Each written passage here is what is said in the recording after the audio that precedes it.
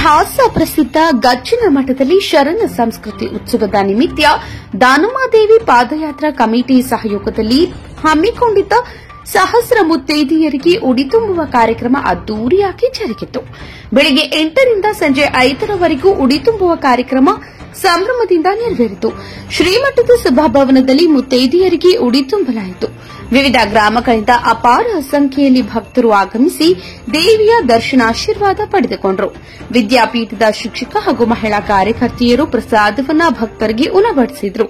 ಗಜ್ಜಿನ ಮಠದ ಶಿವಬಸವ ಸ್ವಾಮೀಜಿ, ನಿಪಾಣಿಯಲ್ಲಿ ಮಲ್ಲಿಕಾರ್ಜುನ ಸ್ವಾಮೀಜಿ, ಬ್ಯಾಡಗಿಯ ಮಲ್ಲಿಕಾರ್ಜುನ ಸ್ವಾಮೀಜಿ, ತೇಲಿಸಂಗದ ವೀರೇಶ್ವರ ದೇವರು ಸೇರಿದಂತೆ ಇತರರು ಉಪಸ್ಥಿತರಿದ್ದರು. ಮಠ ಹಾಗೂ ಶ್ರೀ ದಾನಮ್ಮದೇವಿ ಪಾದಯಾತ್ರಾ ಕಮಿಟಿ ಅತನಿಯವರ ಸಂಯುಕ್ತ ಆಶ್ರಯದಲ್ಲಿ ಕಳೆದ 38 ವರ್ಷಗಳಿಂದ ಅಂದರೆ ಈ ವರ್ಷ 39ನೇ ವರ್ಷದಲ್ಲಿ ನಾವು ಶ್ರೀ ದಾನಮ್ಮದೇವಿ ಪಾದಯಾತ್ರಾ ಕಮಿಟಿ ಮತ್ತು ಗಜ್ಜಿನ ಮಠದ ಪರವಾಗಿ ಉಡಿ ತುಂಬೋ ಕಾರ್ಯಕ್ರಮವನ್ನು ಹಮ್ಮಿಕೊಳ್ತಾ ಬಂದಿದ್ದೀವಿ.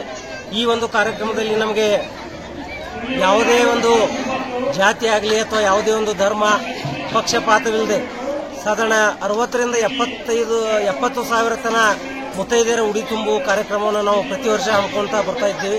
ಇದರ ಜೊತೆಯಲ್ಲಿ ಶಿವರಾತ್ರಿ ಕಾರ್ಯಕ್ರಮ ಸಹ ಜರುಗುತ್ತಾ ಬಂದಿದ್ದು, ಈ ಒಂದು ಕಾರ್ಯಕ್ರಮಕ್ಕೆ ನಮಗೆ ಶ್ರೀಮಠದ ಪರವಾಗಿರುವಂತಹ ಎಲ್ಲ ಸದ್ಭಕ್ತರು ತನುಮನ ಧನದಿಂದ ಸಹಕಾರವನ್ನು ಕೊಡ್ತಾ ಬಂದಿದ್ದಾರೆ. ತಾಯಿ ದಾನೇಶ್ವರಿ ಹಾಗೂ ಶ್ರೀ ಮುರುಘೇಂದ್ರ ಶಿವಗಳ ಆಶೀರ್ವಾದ ಸದಾಕಾಲ ನಮ್ಮ ದಾನಮ್ಮದೇವಿ ಪಾದಯಾತ್ರಾ ಕಮಿಟಿ ಮೇಲೆ ಇರಲಿ ಅಂತ ಈ ರಾಮನಗೌಡ ಪಾಟೀಲ್ ಶಿವನು.